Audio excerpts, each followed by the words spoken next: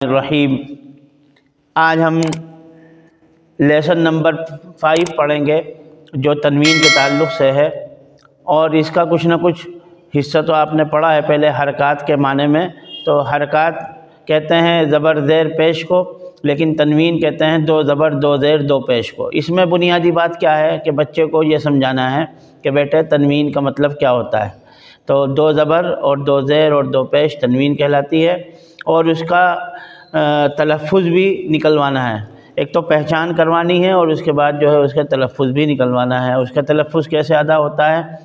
میم دو زبر من، میم دو زیر من، میم دو پیش من۔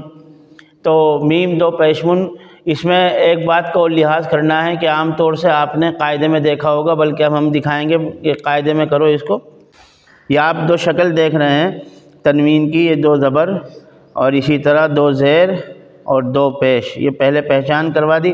پھر اس میں جو اہم بات ہے وہ بڑی اہم ہے، اور اس کو سمجھنا چاہیے، اور اس کو لوگ عام طور سے غلط ہی پڑھتے ہیں۔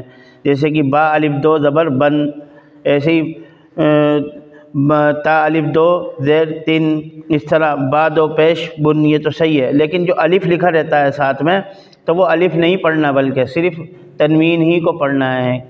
تو اس لیے اس بات کا خاص لحاظ کرنا ہے کہ تنوین اپنے بعد کسی حرف کو قبول نہیں کرتا۔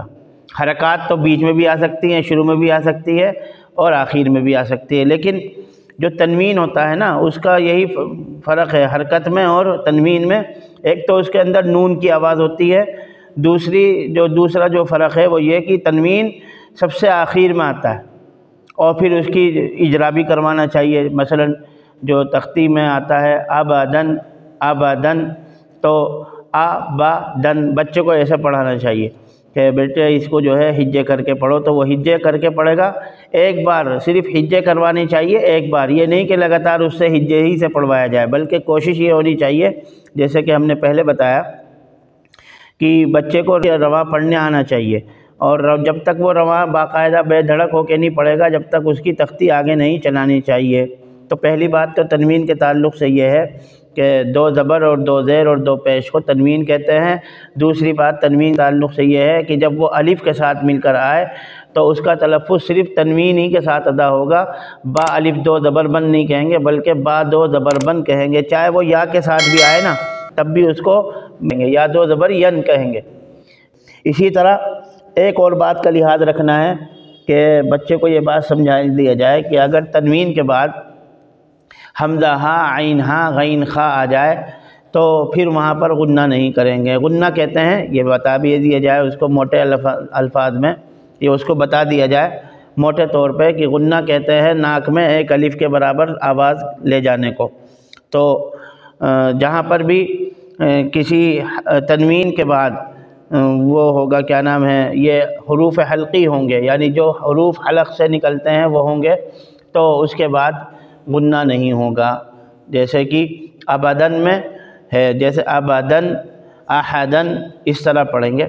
تو اس طرح یہ تنوین کی تختی پوری ہو جاتی ہے، اور اس میں جب اچھی طرح پہچان ہو جائے، دیکھیے پہچان جبھی ہوتی ہے بچے کو جب اس کے ساتھ خوب مشق کی جاتی ہے۔ بغیر مشق کے کوئی بھی تختی آگے نہ چلائی جائے، حرکات کے اندر بھی خوب مشق کرائی جائے، اور اسی طرح جو تنوین کی تختی ہے اس کے اندر بھی جو ہے خوب مشق کرائی جائے، اور اس کو جو ہے جب تسلی ہو جائے، بچہ اچھی طرح سمجھ جائے اور مشق کے طور پر وہ رواں اچھی طرح پڑھنے لگے، تو پھر اس تنوین کی تختی کو آگے، مطلب اس تنوین کی تختی کو ختم کر کے آگے چلانا چاہیے۔ تو تنوین کسے کہتے ہیں یہ پتہ چل گیا، تنوین کیسے پڑھا جاتا ہے یہ پتہ چل گیا، اور تنوین کا جو تلفظ ہے وہ کیسے ادا ہوتا ہے یہ پتہ چل گیا، اور تنوین اپنے آخر میں آتا ہے، اور آخر کے بعد وہ کسی حرف کو قبول نہیں کرتا، اس لیے اس کی پہچان اچھی طرح کرنی چاہیے۔